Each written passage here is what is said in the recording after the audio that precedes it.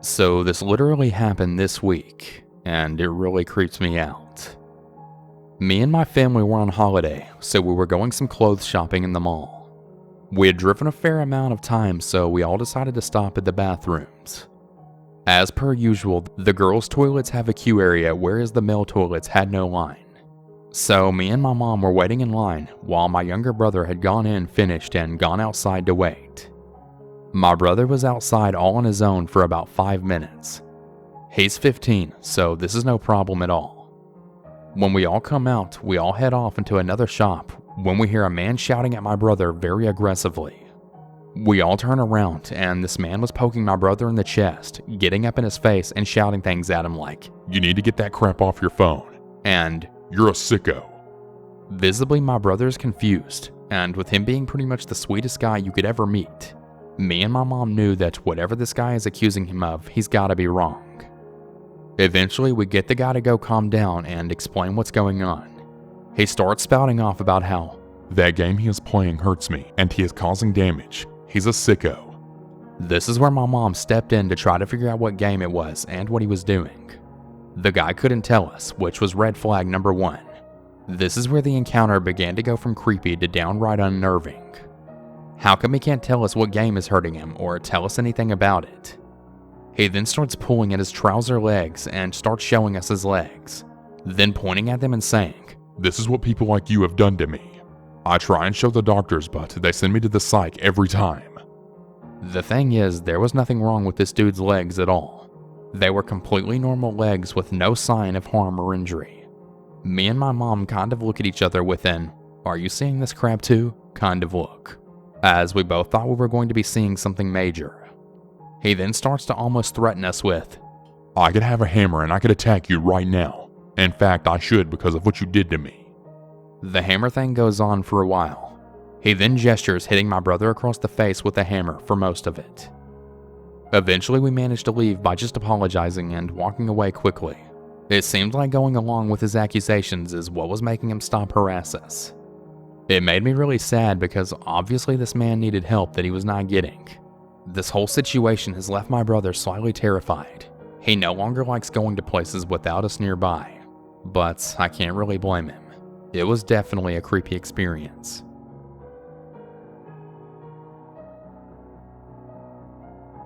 I lived and worked in Saudi Arabia for a few years back in the mid-90s. I had some pretty crazy experiences there, but this one was the most frightening. I was in a supermarket buying groceries and this man started following me around. I ignored him as he tried to talk to me. He kept asking me questions. There was something very menacing about how he was looking at me. He then got on his phone and was talking very intently, all the while watching me and following me around. This was a really big Walmart-sized store, so he was definitely making an effort, and this went on for about 20 minutes. I was very nervous at this point. I checked out with my items and started to leave. Just outside the door and into the corridor of smaller stores, there was a group of between 10 and 15 angry-seeming men who all crowded around me and started talking to me in Arabic. I played dumb and just kept my eyes down and kept mumbling about my husband and hoping they would think I wasn't a lone woman and just let me go. People were just walking past and working really hard not to look at this threatening group surrounding a woman. Just then, my amazing driver, a tiny little guy about 5'2", bowled through the group and grabbed my arm and started yelling at me angrily, and then at the men.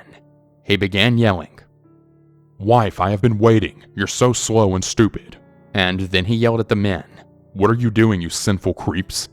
and then threatening to call the police. The men fell back and looked ashamed and confused. My driver then dragged me out of there talking loudly about how stupid and useless I was. I just went along with it and went with him and kept my head down as I tried not to drop my groceries from nerves. He got in the car and then turned around from the driver's seat to look at me. He then let out a big breath and he looked really terrified. He said he was so frightened for me and that he had seen men gathering in the car park and he knew something bad was going to go down. He said that they were talking about me. He told me that there had been some kidnappings within the last month, with the victims being found burned alive in tires outside of the city. My driver was a pretty crappy shooter, but he had gone wider than me as he told me all this, and he seemed like he was genuinely afraid. so I don't think he was exaggerating. After that, whenever I was out running errands, he always came with me and pretended to be my husband. He was an amazing person to stick his neck out for me like that, especially for a butthole like me.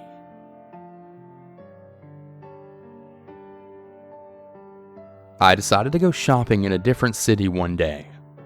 I don't mind walking, so I walked from the train station to the mall. It was a short walk of about 10 minutes. As I had never been to that city, I used Google Maps to find the way. The shortest route was through a few alleys. I always try to stay aware of all of my surroundings, and I quickly saw two men that were walking about 5 meters behind me. They spoke a language which I couldn't understand. I still didn't think too much of it as it was a bright day and we were in a public place near stores, and I was still quite close to the train station. As I continued on my way to the mall, the men kept walking behind me and slowly started to get closer to me. They had followed me around for about 5 minutes now. They were just a few steps away from me once I had reached the alley. Instead of just walking on, I decided to enter the nearest store because I felt unsafe. The store was a board game store, which was pretty cool. I decided to stay in there for a while until the men were gone, but they didn't leave. They waited outside. I stayed in the store and pretended like I was looking at stuff, and after a few minutes, the men came inside. They looked at me and started talking to the guy who was working at the store. I froze but stayed right where I was. One of the guys pretended that he wanted to buy a special deck of cards, and the other one kept looking at me. They didn't buy anything, and they eventually left after what felt like an eternity. I waited a few more minutes, and the guy working at the store asked me if I was okay. I then told him that I felt like I was being followed by those strange men. I then left once I thought they were gone. I continued my walk to the mall and got into the store safely. I found some clothes, and then suddenly I spot one of the two men. He immediately reached for his phone when he saw me. I went into the fitting room to hide out. I stayed there for over half an hour until I had to go home. Nobody could come pick me up, so the journey home was quite scary. I never saw the men ever again. This happened to me last summer when I was walking home at around 4 a.m. It's not as scary as your typical scary story, but it was still creepy nonetheless, and I thought I'd share it. My city is considered kinda dangerous by people from surrounding towns, but I've lived here my whole life and I never had much problems, even when I lived in the most dangerous area. This story, however, took place in the center of the city, which is considered very safe. A friend and I were out drinking after a birthday party, so I was pretty smashed. After a few beers, we eventually decided to go home. He lives in a totally different direction from me, so I had to walk home by myself. This is usually never a problem for me. I just put on my headphones and listen to some music while walking. As I'm walking beside a river toward the city mall, which is a big open concept building, I get passed by some guy that's staring at me quite creepily. I didn't think much of it. It's kind of a normal occurrence and it's usually harmless, so I decided to just let it go. I slow down a little bit to change the song, and when I look up, I see that he stopped walking completely. He's now a little further away from me and is quite obviously staring at me, waiting for me to get to the place that he's at. Now, I'm not the kind of girl to tolerate such behavior, and I usually always confront people like this. As it turns out, they usually get scared when confronted and usually just run away. Having this in mind, I take off my headphones, and when I reach and pass him, he starts walking right behind me and then starts speaking something to me. I stop and I tell him to leave me alone, that I know what he's up to and that I'm not interested. That really pisses him off. I continue walking and he walks right behind me. He starts yelling and cussing at me, saying things like, "You think just because you have tits you're better than me? I don't give a crap about you. I hate people like you." Now, in my drunken, pissed off state, I just say something back to him a couple of times, which of course doesn't go well with him. But getting harassed like this really hits a nerve and I just can't. I, however, start realizing that he's been getting closer, and there's literally nobody around me that would be able to help me if he decides to attack me or something. So as I'm pissed off, I'm getting a bit concerned. As we reach the end of the mall, he's almost right behind me, still yelling some obscenities at me. At this point, I had had it. I decided to call a friend and quite loudly tell her that some creep is following me around and threatening me through the mall, and I asked her to stay on the phone with me so if something happened, someone would at least be aware. He was getting even pissier after I got on the phone, as he was mocking me for it. Apparently he also got scared though, as just a little after that he disappeared.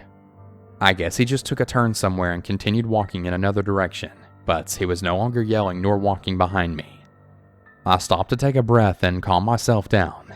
I eventually exit the mall and I reach a street where I see a cop car parked.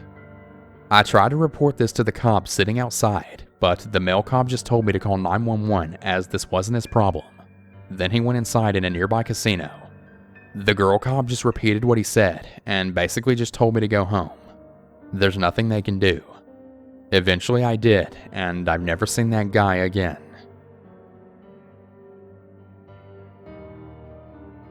Today, after my 4-year-old's basketball game, I picked up his younger sister so they could spend some time together. She's 2. We planned to go to Chuck E. Cheese with my friend and her son. We only had about an hour. I decided to take them to the mall. My son needed new shoes and I had a return to make, and the mall has some little quarter rides to entertain them. To understand this story, it's kind of important to know the layout of the mall. The mall is basically shaped like a cross. The 4 exits are at the end of the lines in the cross, and in the middle of the cross there are food stands and random booths. It's also really important to understand that when you're walking with a 2-year-old and 4-year-old, you are walking slow. Like, really slow. Like a walk that usually only takes 1 minute turns into 5. Okay, so we park and we enter the mall. We go into the shoe store first and get my son some shoes. After that, we head towards Victoria's Secret to make my return. Victoria's Secret is at a different line in the cross shape, so we have to pass through the middle area and then turn left. As we're walking, I notice this guy that's in front of us, and he keeps staring back and looking at us. Like, a lot. He's pretty far ahead of us, but also slowing down to shorten the distance between us. Of course, he turns into the direction that we have to go, but I try to slow down. We finally get to Victoria's Secret, and he's still a ways ahead of us, but just staring at us as he walks. At this point I was pissed. I decided I was going to call him out on his crap, and maybe he'll stop. As we're walking in, he's staring at me. I make direct eye contact with him and then wave and say, hello, can I help you? I see you staring, I'm not dumb, cut the crap. He just looks away and keeps walking. Well, I thought that was the end of it. Anyways, we spend a good 25 to 30 minutes in Victoria's Secret. I'm no longer thinking of the weird guy. After that, it's time to leave, so we walk back out the same way we came in, meaning once again we have to walk through the middle and then now turn right and walk down to the exit. As soon as we walk out of Victoria's Secret, the guy is standing maybe 20 feet in front of us. He's literally standing behind a pole and staring at us, like he was just waiting for us to leave. As soon as he sees us, he begins walking in the middle. So once again, he's in front of us. He lingers in the middle area, and we turn right. He then turns right and walks right past us and into the shoe store that we had already gone into. We then reach the shoe store, and he's now staring at us from within, like he's waiting for us to pass. Then he walks out and walks away from us, back to the middle, but is still staring. When he gets to the middle, he then turns around, kind of like a U-turn, and is now walking behind us. He's doing this slowly, like really slowly, because we're already walking slow. At this point, I've had enough. I immediately duck into a store, and I then tell the guy working there to call security. I need an escort to my car. I'm not really sure if he saw us go into the store, because about 10 seconds later, I just see him walking by the store looking around. I assume after that he then walked outside since it was by the exit. Luckily everything was fine. I'm not too sure what would have happened or if anything would have happened at all, but better safe than sorry. This was not a normal coincidence. This was straight up being stared down and stalked while in the mall. I don't know if it was about me or about the children, or maybe he wouldn't have done anything at all. But either way, I'm not taking the risk. But something interesting I want to add. Oftentimes, these stories are people, mostly girls or women who are on the small size. I even saw a comment the other day pointing out how these people tend to be targeted more. Well, I'm 5'9" and 160 pounds. I thought that maybe that was why I've never been targeted before, and that's why I've been able to avoid these types of encounters. I find it pretty interesting that this experience occurred when I had my hands full with 2 little kids. It seems like these type of people like to target those who are more vulnerable.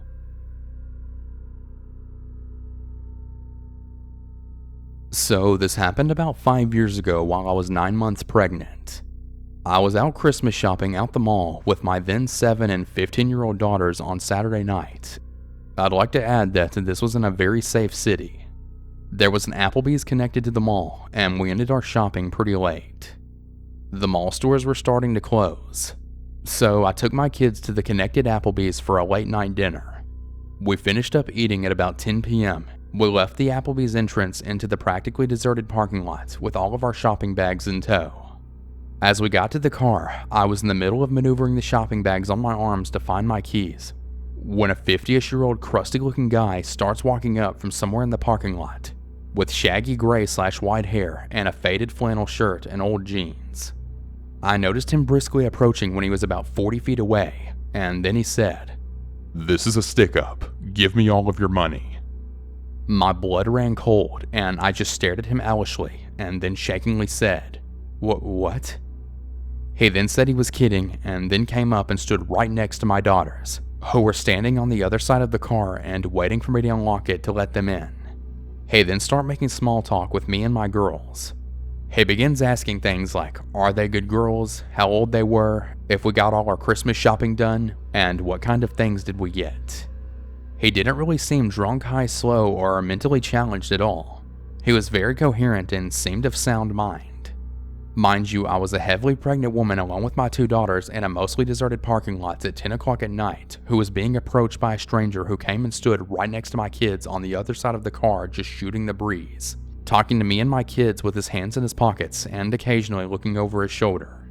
I didn't want to aggravate him, so I was politely conversing with him and trying to look calm and nonchalant, while trying to disguise my frantic hands digging inside my giant purse for my keys.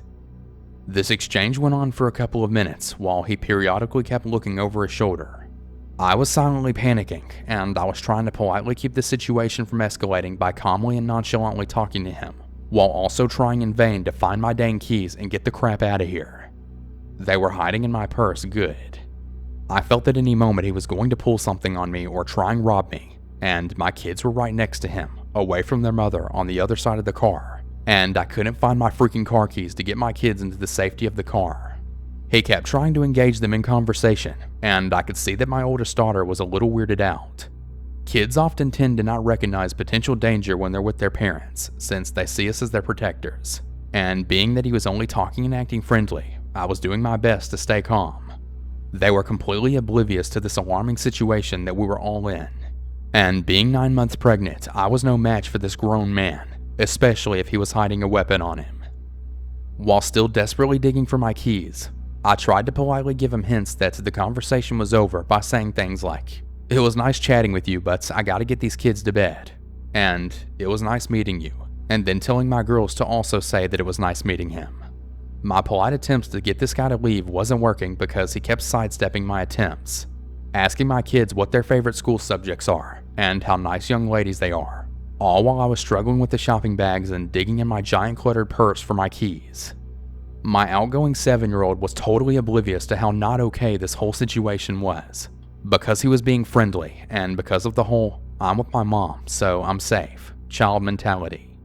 So she started to talk about what she had picked out for her dad for Christmas, and then she started enthusiastically talking about kid stuff and asking him if he knew what Minecraft was.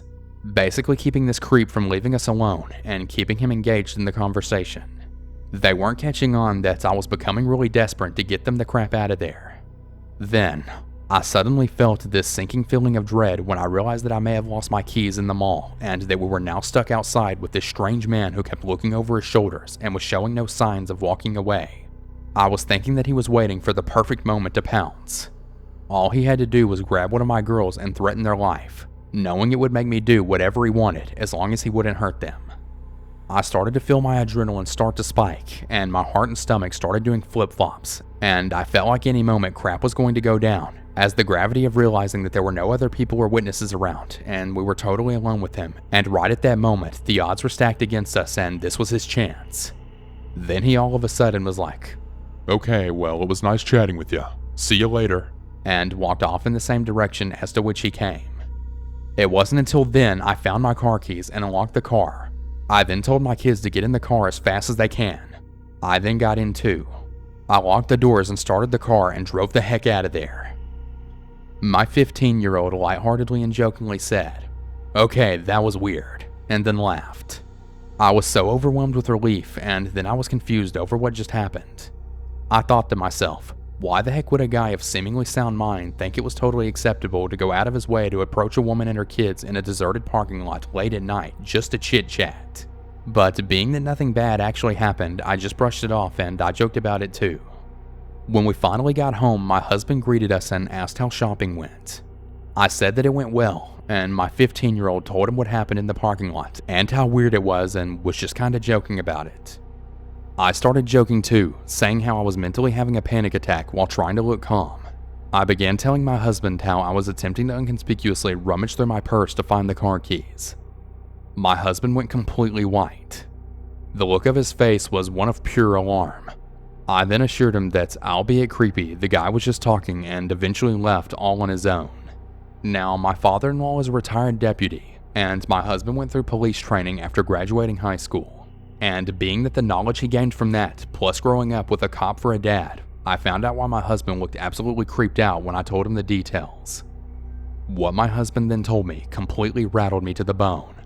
My husband then told me that he was 100% sure that the reason that the guy was hanging around us and chit-chatting was because he was waiting for me to unlock my car. And the reason why he was standing next to our kids was because once I unlocked the car and the kids started to get inside, he was most likely going to force himself in the car with the kids and hold a knife or gun to them to gain leverage on me, then to force me to cooperate knowing that I wouldn't abandon my kids, which would force me to get in the car with them and then do whatever he wanted me to do, which most likely would be to drive to a remote location to do God knows what. And being that he wasn't wearing a mask, that suggests that his intentions were to also leave no witnesses to identify him. I then remembered that he was positioned by the backseat passenger door where my 7-year-old was standing by waiting to get in. My husband then told me that the most likely reason why the guy ended up leaving was because it took me too long to find my keys, and the longer it took, the more anxious and spooked it made him.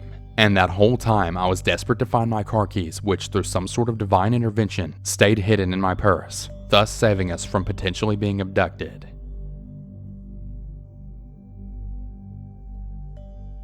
Hey everyone, I hope you enjoyed today's video. And if you have your own personal scary story, be sure to submit that to my subreddit at reddit.com/r/southerncannibal or to my email at southerncannibal@gmail.com. I'm always looking for new stories. And before we bring this video to a close, I just want to shout out all of my $5 or more patrons, as well as my $3 or more patrons featured on screen.